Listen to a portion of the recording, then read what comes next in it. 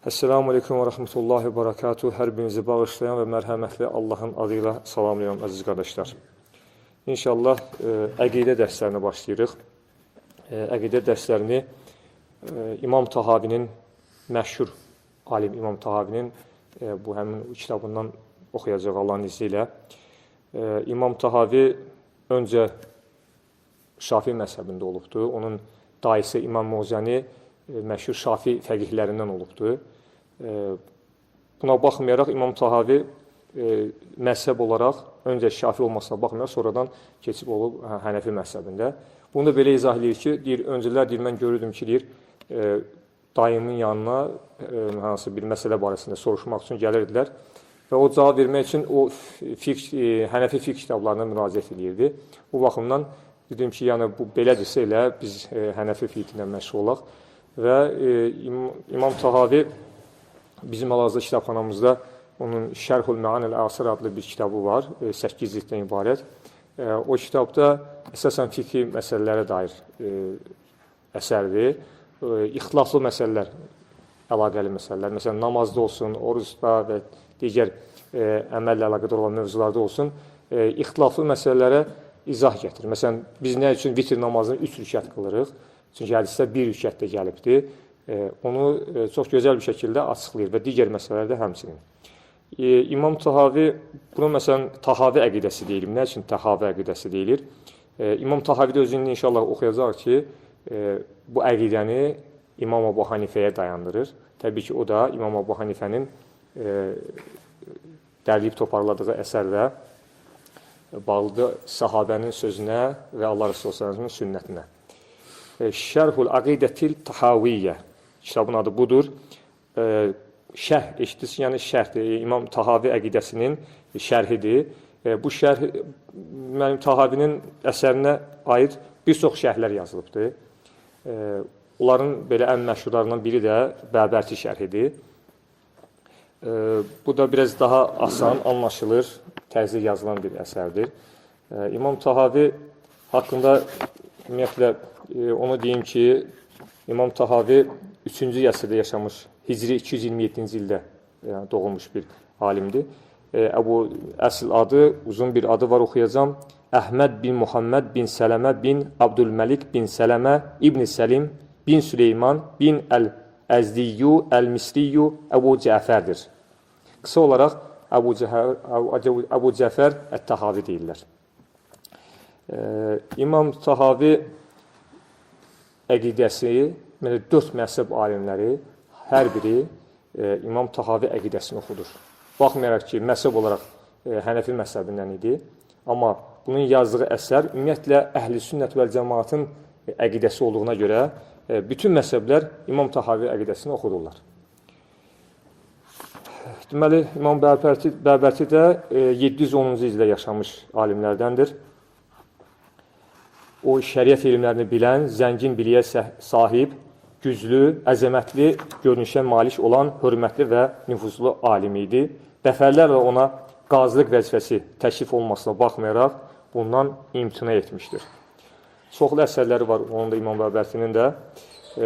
İmam Bəbərtinin dediyim kimi əsəri biraz daha anlaşılı dildə yazdığı üçün, daha qısa olduğu üçün adətən bu şərh daha çox oxunur.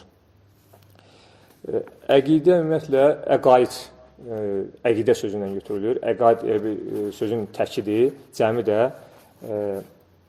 əqaiddir. Əqidə təkdədir, əqaid isə onun cəmidir. Ümumiyyətlə, bir insanın iman əsaslarına aid öyrənməsi vacib olan məsələlərdir. Yəni, biz ümumiyyətlə hər bir müsəlman üçün ən vacib olan, fərz olan etiqadı birinci bilməlidir. Etiqadı nədən ibarətdir? Əqidəsi düzgün bilməlidir. Bütün əməlləri də buna bağlıdır. Yəni, əqidəsi düzgün olmayan bir insanın, əlbəttə ki, o etdiyi əməllərin də heç bir onun üçün savabı olmaz. Mütləq əqidə birinci düzgün olmalıdır. Yəni, bidət əhlindən fərqlənməlidir. Əqidəmiz Əhl-i Sünnət vəl Cəmaata dayanmalıdır. Bismillah deyək, deməli, başlayaq oxumağa Allahın izi ilə. Deməli, İmam Bəbərti giriş olaraq belə bir giriş verir kitaba. Rəhmən Rəhim olan Allahın adıyla varlığı və sonsuzluğu vacib, səxavəti və ehsanı geniş, xeyirxahlığı sonsuz, geniş fəzilət və lütf sahibi, zatı bütün bənzərlik və oxşarlıqdan münəzzəh, sifətlərində dəyişkənlikdən və yox olmaqdan uca olan Allaha həmd olsun. Varlığı və sonsuzluğu vacib. Yəni, bizim varlığımız mütləq bağlıdır kimə, atamıza, anamıza. Ondan sonra gedir Adəm əleyhissalama, oradan da torpaq, düzdür. Bizim varlığımız nəyəsə bağlıdır. Amma Allah haqqında Allahın varlığı vəcibal vücud deyilir və sonsuzluq, yəni bəqa deyilir. Məsələn, İmam Əbu Hanifə soruşmuşlar ki, bu necə Allahdır ki, əvvəli yox, sonu yox, bu necə Allahdır? İmam Əbu Hanifə həmin o zındıqa, belə deyək, ateisə, belə cavab vermişdi ki, bir rəqəmini tanıyırsan mı? O da demişdi ki, bəli. Bəs ondan əvvəl nə var? Deyib ki, 0. Bəs birdən sonra birin sonu nədir? Deyir, sonu yoxdur. O zaman o elə Allahdır ki, elə birdir ki, onun əvvəli yoxdur, sonu yoxdur. Yəni, Allah haqqında vacibül vücud demək bu deməkdir. Sonsuzluğu da bəqadır, Allahın sonu yoxdur. Allahın zat və sübudi sifətləri haqqında inşallah oxuyacaq.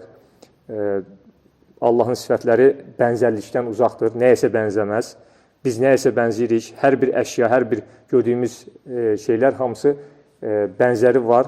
Amma Allahın bənzəri deyə bilmərik, o yoxsa Allah ola bilməz.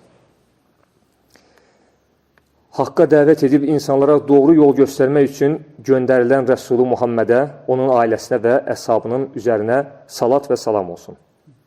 Ağıllı şəxs üçün elmlərin ən üstünü, ən vacibi və ən dəyərlisi və bütün elmlərin əsası Allah Taala'nın mərifətini əhatə edən usulüddin elmidir. Elmlərin şahı, elmlərin ən üstünü əqaid elmidir, usulüddin dedi. Bu terminləri inşallah qardaşlar yadımızda saxlamağa çalışaq. Əqidə, etiqad, usulüddin eyni şeylərdir. Usulüddin dinin əsasları deməkdir. Dinin əsasları, yəni etiqad edilmiş şeylər, İslam dinində etiqad edilmiş şeylər nə varsa hamısı usulüddindir. Yəni dinin əsasları. Usul nədir? Əsas deməkdir. Əsasın cəmi usuldur. Yəni dinin əsasları mənasındadır. Yəni etiqaddır. Quran-ı Kərimdə buyurulduğuna görə ins və cin, yəni insanlar və cin Allah mərifətinə görə yaranmışdır. Yəni Allahı bilmək üçün, tanımaq üçün yaranmışdır. وَمَا خَلَقْتُ الْاِنْسَ وَالْجِنَّ إِلَّا لِيَعْبُدُونَ Mən cinləri və insanları yalnız mənə ibadət etsinlər deyə yarattım, buyurur Allah Teala. Quranın məşhur təfsirçisi, ilk müfəssir İbn Abbas radiyallahu anh bu ayəni təfsir edərkən deyir ki, cin və insanları məni tanımaları üçün yarattım. İbadət etmək üçün Allah Teala buyurur. Liya'budun, məni tanımaları üçün. Yəni, öncə Allahı tanımalıyıq. Tanıdıqdan sonra Allah'a ibadət etməliyik. Allahı tanıyan insanlar ona düzgün şəkildə ibadət edirlər. Hər kəs deyir, mən Allahı tanıyıram. Amma Allahı doğru düzgün tanımaq, onun sifətləri ilə, onun feilləri ilə, zatı ilə bərabər düzgün tanımaqdan keçir. Bir bədəvi Allah Resulü s.ə.v soruşur ki, mənə elmin ecazkarlığını öyrət, ya Resulullah. Peyğəmbər s.ə.v buyurur ki, elmin əsasından nə öyrəndin? O da deyir ki, elmin əsası nədir? Peyğəmbər s.ə.v buyurur ki, Allahı tanımaqdır. Yəni, elmin şərəfi Allahı tanımadadır. Allah Teala bütün mövcudatdan daha əzəmətli, daha uca olduğu üçün onun barəsində olan elmi öyrənmək daha əhəmiyyətlidir. Yalnız onu əldə etməklə nizat tapıb dərəcələr qazanmaq mümkündür. Artıq İslam ümməti çoxlu firqələrə bölünmüşlər, lakin onlar arasında nicat tapacaq olanlar Nəbimizin sallallahu aleyhi və səlləm öz hədisində işarət etdiyi firqədir. Nəfsim qüdrət əlindəki Allaha and olsun ki, ümmətim 73 firqəyə parçalanacaq. Biri cənnətdə, 70'si isə cəhənnəmdədir. Soruşdular ki, ya Resulullah, onlar kimlərdir? Buyurdu ki, mənim və səhabələrimin yolu. Buyurdu ki, əhl-i sünnət vəl cəmaat. Dedilər ki, əhl-i sünnət vəl cəmaat kimdir? Buyurdu ki, mənim və səhabələrimin yolu. Ağıllı şəxs əhl-i sünnət vəl cəmaat yolunda olub, həva və bidət əhlindən uzaq durmalıdır. Həqiqətən ən layiqli yol səhabə, tabiinin və salih sələflərin keçdiyi yoldur. Yəni bizim yolumuz əhl-i sünnət vəl cəmaat yoludur. Bunlar inşallah açıqlama gələcək. Əhl-i sünnət vəl cəmaat nə deməkdir? Sahabənin yoludur. Onları təqib edən tabiinin yoludur. Yəni tabin sahabəni görənlərə deyilir. Və onları elmdə, əməldə, imanda təqlid edən kəslərdir. Əbu Cəhər Təhavinin yazdığı kitabda ləfsinin şirinliyi və faydasının çoxluğuna görə insanlar onu oxumaq və əzbərləmək istədirlər. Belə ki, mən onun sirlərini açıqlamaqla, çətin məqamlarını izah etməklə, örtülü qalan yerlərini açmaqla, xeyr və səxavət sahibi bütün mövcudata varlıq bəxş edən Allaha arxalanaraq kitaba qısa şərh verdim. Bundan sonra girişinə başlayır. Birinci dərs olaraq İmam Tahavi rəhməhullah demişdir. Bu kitab İslam dininin fiqh alimi Əbu Hanifə, Numan İbni Sabit Əl-Kufi, Əbu Yusuf Yaqub İbni İbrahim Əl-Ansari və Əbu Abdullah Muhammed İbni Əl-Həsən Əş-Şeybaninin məzhəbinə görə əhl-i sünnət vəl-cəmaat əqidəsinin bəyanını zikr edən, dinin əsaslarında inanılması lazım olan və onunla aləmlərin Rəbbinə qulluq edilən şeyin açıqlaması haqqındadır. İmam Tahavi girişində deyir ki, birinci dərs olaraq qeyd edir ki, bu kitab, bu əqidə kimin əqidəsinə dayanır? İmam Əbu Hanifənin, onun tələbəsi İmam Yusufun və İmam Muhammedin. Bu üç məzhəb alimlərin zikr edir. Həqiqətən də alimlər arasında ilk əqidəyə dair kitab yazan İmam Əbu Hanifədir. Fiqhul Əkbər. O kitabın adını Fiqhul Əkbər, ən böyük fiqh qoyubdur. Hansı ki, biz bilirik ki, əqidə ayrıdır, fiqh ayrıdır. Fiqh əməllərlə bağlı olan belə elmdir. Əqidə isə imanla və əlaqədar olan bir elmdir. İmam Əbu Hanifə, yəni fiqh bilmək deməksə, yəni biliriksə ən böyük fiqh o nədir? Əqidə elmidir, bunu bilməlidir. Adını da belə qoyubdur. Və ona görə də hər kəs İmam Əbu Hanifənin Fiqhul Əkbərini oxuyur, məzhəbindən asılı olmayaraq. Və İmam Tahavi də bu üç alimin yolunu seçibdir. Yəni, deyir, yəni, bunu onların məzhəbinə görə qurmuşam. Və burada yazılan, oxuduğumuz hər bir şeyi İmam Bərbəti bir-bir izah edir. Əqidə nədir? Qəlbin bağlandığı bir şeydir və böyük bir niyyətlə qərar verməkdir. Əqidə elə bir şeydir ki, öncə qəlb ona bağlanmalıdır və qərar verməlidir. Yəni, bir inansız bir insan, düşünün, o İslam haqqında məlumatı yoxdur və məlumat da olsa belə səthi yanaşır bu məsələyə. Ona görə onun qəlbi öncə bu işə bağlanmalıdır, İslamdan xəbəri olmalıdır. Bağlanandan sonra da bu işə qərar verməlidir ki, artıq mən bu əqidə üzrəyəm. Mən artıq cahillərlə yox, artıq İslam əqidəsi üzrəyəm.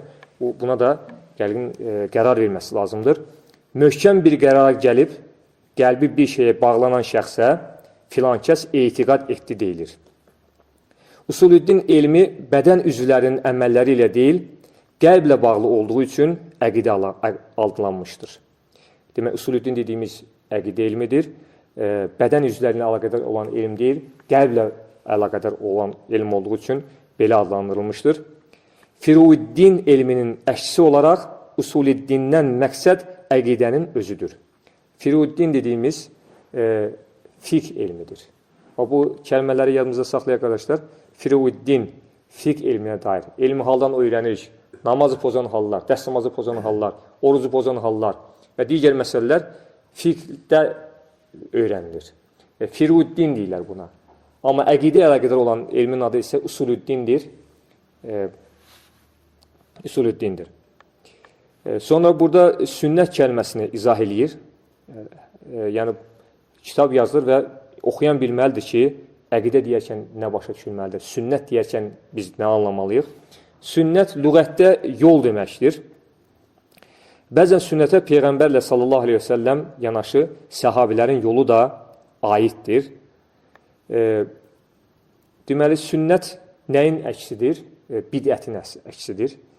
Allah Resulü sallallahu aleyhi və səlləmin yoludur. O, Allahdan nə almışsa, onu öyrədib bizə. Ona görə də Allah Resulü sallallahu aleyhi və səlləmin sünnəti biz üçün əsasdır. Yəni, bizdə iki dənə qaynaq var. Bir Quran və bir də Allah Resulü s.ə.v-in sünnəti. Və bəzən də sahabənin sünnəti də bura aid edilmişdir.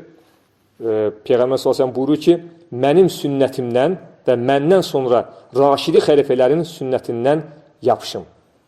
Mənim sünnətimdən, mənim yolumdan və bir də raşidi xəlifələrin, yəni yol görsədən, doğru yol görsədən xəlifələrimin yolundan, yəni sahabələrin yolundan möhkəm yapışın deyir. Lakin burada məqsəd Nəbimizin sallallahu aleyhi ve sellem getdiyi yoldur. Yəni sahabə ayrı bir sünnət gətirməmişdir. Ayrı bir yol. Sünnət nə idi? Yoldur. Yeni bir yol gətirməmişdir. Allah Resulü sallallahu aleyhi ve sellemin yolunu bizə izah edirlər. Həyatlarını yaşayaraq və Peyğəmbər sallallahu aleyhi ve sellemin gördüklərini bizlərə anlatmışlar. Uca Allah buyurur ki, Qul həzihi səbili əd'u ilallah alə basirətin ənə və mən ittəbə'ani. Ya Rasulum de, bu mənim təbliğ, dəvət yolumdur. Mən və mənə tabi olan möminlər açıq-aşkar bir dəlillə insanları Allaha çağırırıq. Ayəsinə əsasən bu yola dəvət etməyə əmr olundu. Ayədə nə deyildi? Rasulullah s.ə.v Allah Teala buyurur ki, de, bu mənim təbliğ etdiyim yoldur. Bu mənim təbliğ etdiyim yoldur. Mən və mənə tabi olan möminlər açıq-aşkar bir dəlillə insanları Allaha tərəf çağırırlar. Demək ki, Rasulullah s.ə.v eyni zamanda sahabə. Bu işin içərisində sahabə də vardır. Bəziləri sahabəni bir kənara qoyurlar. Deyirlər ki, 200 dənə sahabə qaldı. Allah Rasuluna inanan. Qalanlar hamısı müşrik oldu. Yoldan azdı. Belə deyirlər. Bizim onlarından fərqimiz, bax bu ayədir. Ona inananlar deyərsən, cəm halında deyir. Söhbət 200 nəfərdən gedirsə, Allah Teala ayədə onları cəm halında bu şəkildə təbii ki, işlətməz. Əhl-i sünnət vəl cəmaət deyilir. Nə üçün sadəcə İslam deyilmir? Məsələn, biz İslam dininin mənsubları deyilmir. Əhl-i sünnət vəl cəmaət deyə uzun bir kəlmədən istifadə olunur. Çünki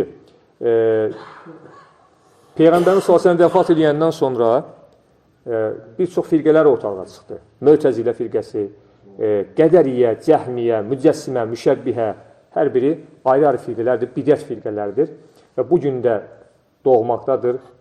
Peyğəmbər s.ə.v buyurur da 72 firqəyə ayrılacaq ümmətim və həqiqətən də bəziləri onu hesablayıblar, həqiqətən 72 firqədən ibarət. Bəzisi ümumiyyətlə Rasulullah s.ə.v bunu məcazi olaraq ifadə etmişdir deyirlər. Dolayısıyla bütün bu biz yanı bunlardan deyilik mənasına gəlir. Əhl-i sünnət vəl cəmaət. Cəmaət kəlməsini açıqlığı gətirir. Cəmaatdan məqsəd səhabə və onlara yaxşı əməlləri ilə tabi olanlardır. Və Peyğəmbərimizin sallallahu aleyhi ve sellem bu yol mənim və sahabəmin yoludur. Hədisi buna işarədir.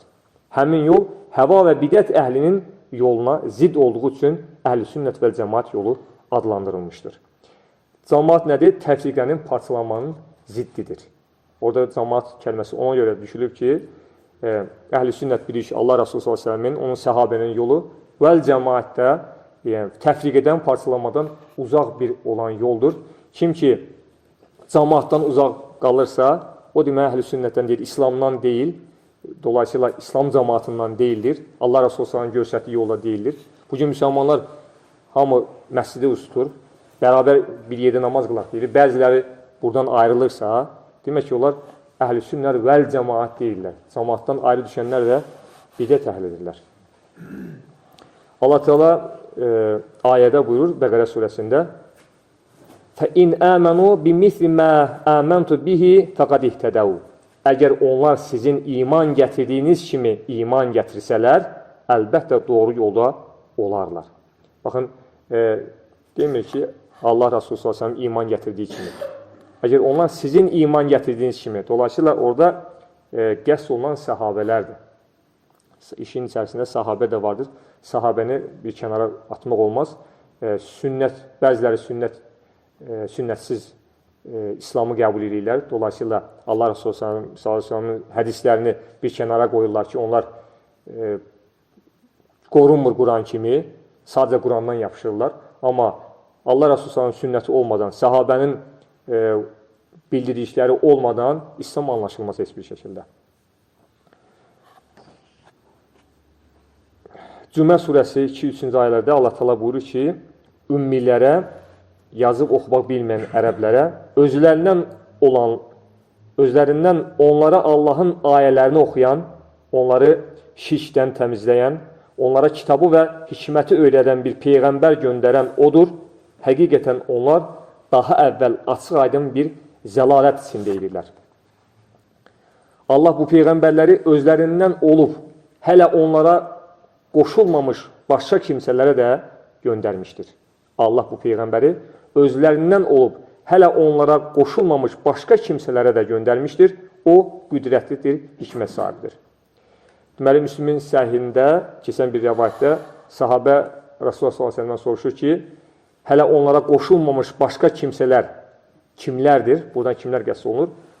Peyğəmbər s.ə.v buyurur ki, Müslümdə keçən bir hədisdir. Əlini Salman Farisinin çiyninə qoyur, deyir ki, bunların millətindən elə kimsələr gələcək ki, elm, bəzi yerdə də iman kəlməsi keçir, Süreyyə ulduzunda olsa belə onu oradan alacaqlar. Salman Farisi bilir ki, Fars idi, İrandan idi və onların deyir, nəslindən elə kimsələr gələcək ki, elm, bir hədisdə də iman, Süreyyə ulduzunda olsa belə onu oradan gətirəcəklər, onu əldə etməyə çalışacaqlar. İmam Suyuti, Şafii məzhəbindən olmasına baxmayaraq, deyir ki, bu hədislə Allah Resulü s.ə.v İmam Əbu Hanifəni qəsd etmişdir. Çünki Salman Farisi, o da İranlı idi, Əbu Hanifə də oradan idi. Məzhəb kəlməsi, məzhəb gedilən yerdir və ona tabi olunan yoldur. Hər bir müstəhidin rəyi üzərinə təyin olunan bir ifadədir.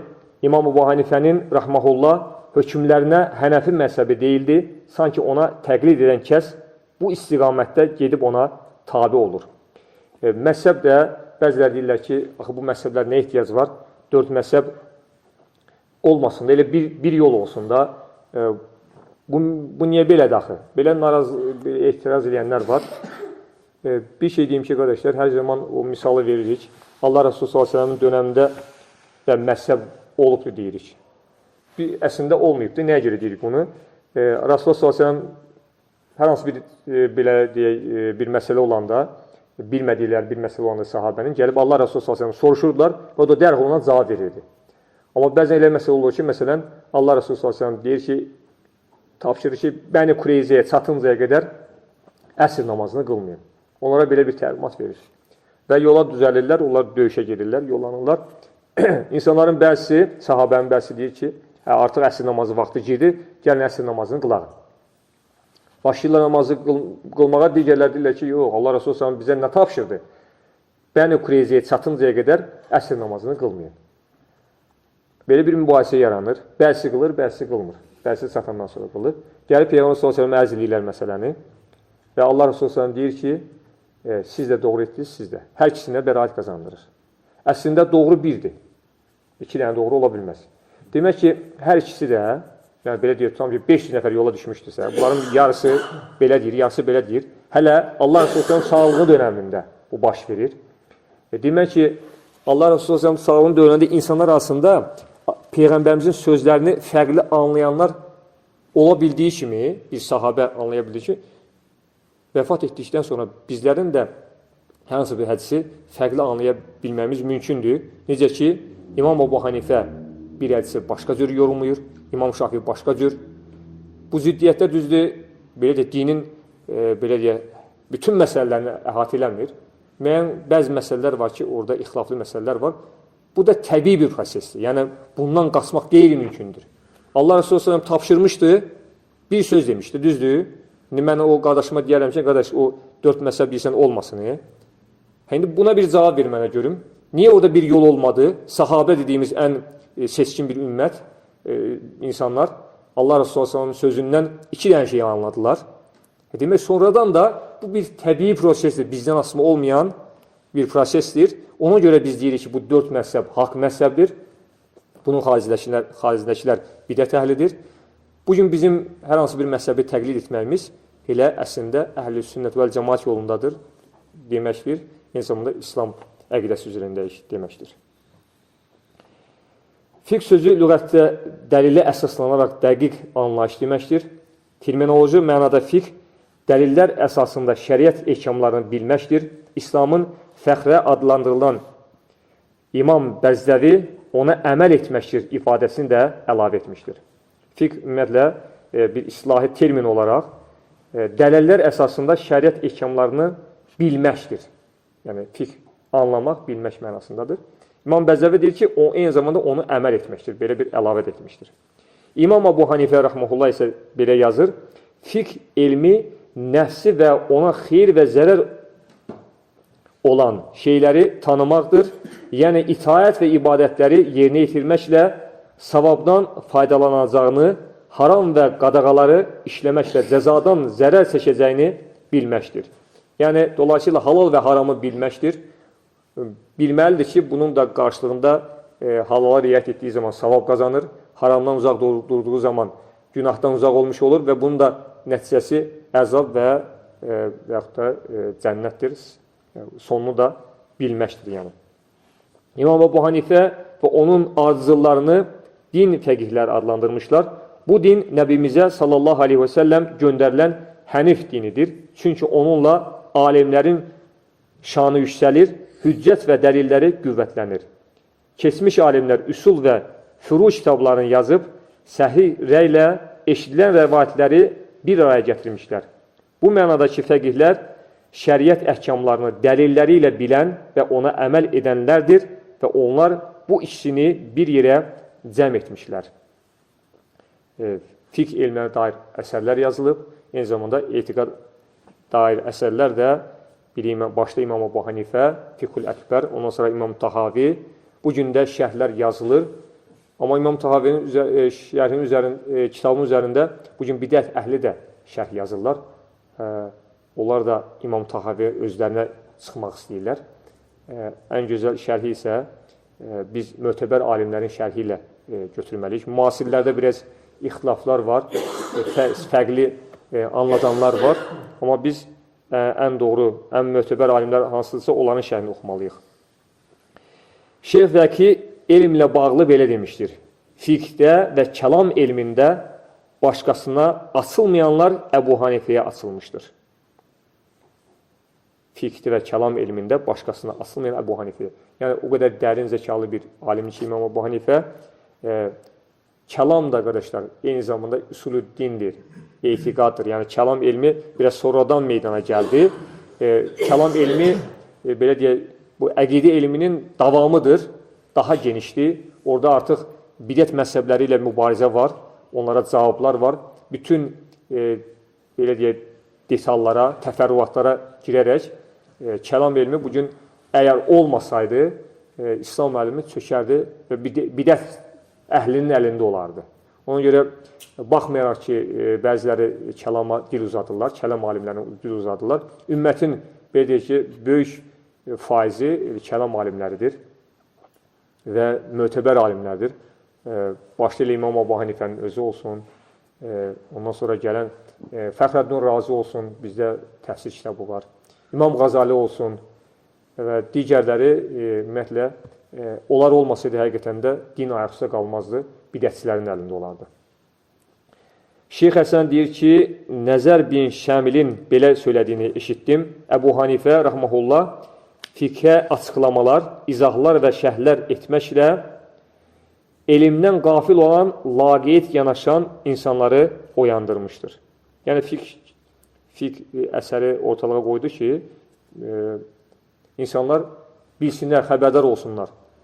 Namazı olan hansılardır, oruc necə tutulmalıdır, pozan hallar hansılardır, imama necə uyurlar, dəstəmazı pozan hallar və digər ümumiyyətlə fiqhlə əlaqədar, əməllə əlaqədar olan mövzular hamısı işlənməlidir ki, insanlar bundan məlumatlansın və bunu da işti başladan İmam Əbu Hanifə rəhməhullah olmuşdur. İmam Şafi İmam Əbu Hanifənin tələbəsi olmuşdur. Deyir ki, bütün insanlar fiqhdə Əbu Hanifəyə borcludur. Baxmayaraq ki, İmam Şafi başqa bir məzhəbin alimidir, ayrıca bir müstəhiddir, 4 məzhəbin banilərindən biridir. Amma alimlərdə, əsl alimlərdə təvazükarlıq vardır, təəssübkeşlik yoxdur. öyünmək yoxdur. Həqiqəti qəbul etmək vardır. Ona görə də hətta başqa bir sözündə deyir ki, bütün alimlər İmam Əbu Hanifənin uşaqları nisbətindədir. Elmi bu qədər dərindir. Hətta İmam Şafii deyir ki, Malik İbni Ənəs dedi, Əbu Hanifəni gördünmü? O cavab verdi. İmam Malik də 4 məzhəb alimlərdən biridir. Soruşur ki, İmam Şafii, Əbu Hanifəni gördünmü? İmam Malik də deyir ki, bəli, elə bir adam gördüm ki, əgər bu dirək haqqında səninlə danışsa, yəni desə ki, bu taxta qızıldır, dəlil gətirərək taxta dirəyin sənə qızıldan olduğunu ispat edər. O qədər dərin elmə malikdir ki, hansımız bu taxta haqqında sübut edə bilər ki, bu qızıldır. Gəl insanın o qədər dərin elmi olsun ki, onun qızıl olduğunu sübut eləsin. Elmin dərinliyi bu qədər olan alimdən söhbət gedir. Və ona görə İmam Tahavi deyir ki, mən əqidə elmini İmam Əbu Hanifənin həmin o Fiqhül Əkbərinə dayandıraraq yazdım, qələmə aldım. Əmələ gəlincə Əli bin Zeyd belə demişdir, Əbu Hanifənin rəhməhullah Ramazan ayında Quranı 60 dəfə xətm etdiyini, günə 2 dənə düşür, bir xətmi gecə və bir xətmi gündüz etdiyini gördüm. Hafız İbn-i Qiyas isə onun haqqında deyir ki, Əbu Hanifə 40 il sübh namazını işə namazının dəstəmazı ilə qılardı. Onun elm və əməlindəki təqdirə layiq keyfiyyətləri məşhur və saysızdır. Demək, 40 il İmam Əbu Hanifə işə namazının dəstəmazı ilə sübh namazını qılır. Yəni, adam gecə də yatmır. Biz gedib başımızı qoyub yatacaq bundan sonra. İmam Əbu Hanifə ondan sübh namazını qılarmış. Mühəddislərin hədis alimləri İmam sayılan Əbu Cəfər Tahavi onların elmlə əməli bir arada cəm etdikləri və bunun da əhl-i sünnət və cəmaatın əsası olduğu qənaətinə gəlmişdir. Buna görə Tahavi onları dinin fəqihləri adlandırmış və Əbu Hanifəni özü üçün imam seçmişdir ki, bunun səbəbi Əbu Hanifənin səhabə əsrində doğulması və onların bəzisindən hədis rəvayət etməsidir. Tabiin zamanında fiqh öyrənmiş və onların bəziləri ilə münazirələr etmişdir. Quran-ı Kərimdə buyurduğuna görə Allah onlardan razı və onlar da Allahdan razıdır. Yəni, İmam Əbu Hanifə elə bir əsrdə yaşayıb ki, Allahın onlardan razı olduğu, onların da Allahdan razı olduğu sahabədən tabiin öyrəndə, tabiin kimləri Peyğəmbərimizi görməyən, sahabəni görən kəslərdir. Yəni, birbaşa elmi onlardan alan kəslərdən öyrəndi. Bunlar həm sahabəyə əməldə uyan, eyni zamanda etiqadda uyan kimsələrdir və bu ən doğru yoldur, ən kəsmə yoldur.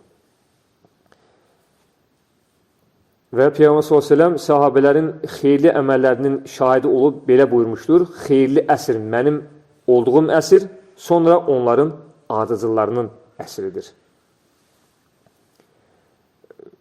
Sonra ardıcıllar kimlərdir? Tabinlərdir. Və tabinlər də görənlər dediyi ki, İmam Əbu Hanifədir.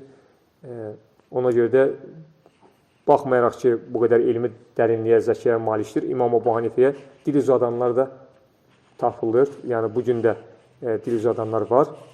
Amma belə deyək də, hər zaman öndə olan insan qınanır, öndə olan insanlar paxıllıq olur. Ona görə də o günəşi görə bilmirlər.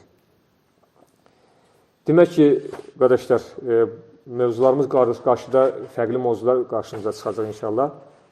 Allahın zatı sifətləri, sübutu sifətləri, eyni zamanda cənnət, cəhənnəm məsələləri və bir çox məsələlər qarşımıza çıxacaq. Orada yeni məsələlərlə inşallah qarşılaşacaq. Bəzi bidət əhlinin görüşlərinə də yer veriləcək.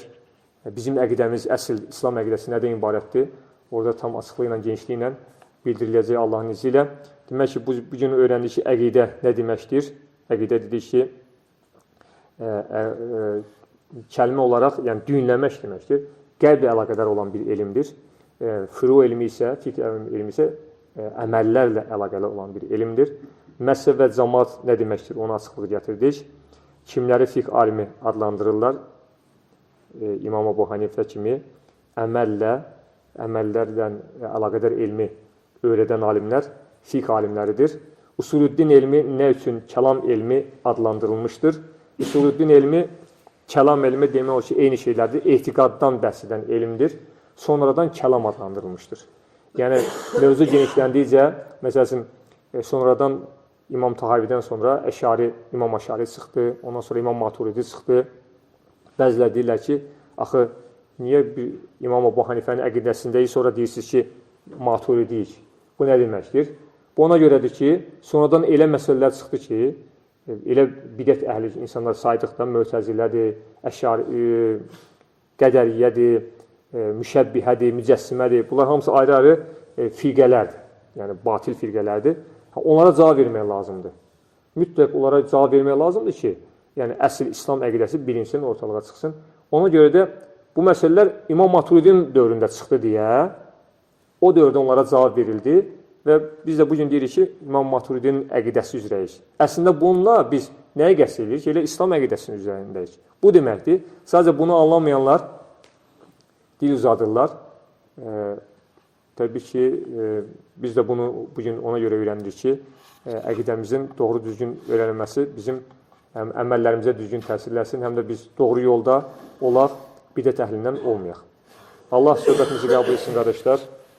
Allah Teala bizi hər zaman haqqı haqq olaraq göstərsin, ona yad bilməyi nəsib etsin. Batili göstərsin, ondan çəkilə bilməyi nəsib etsin, qardaşlar.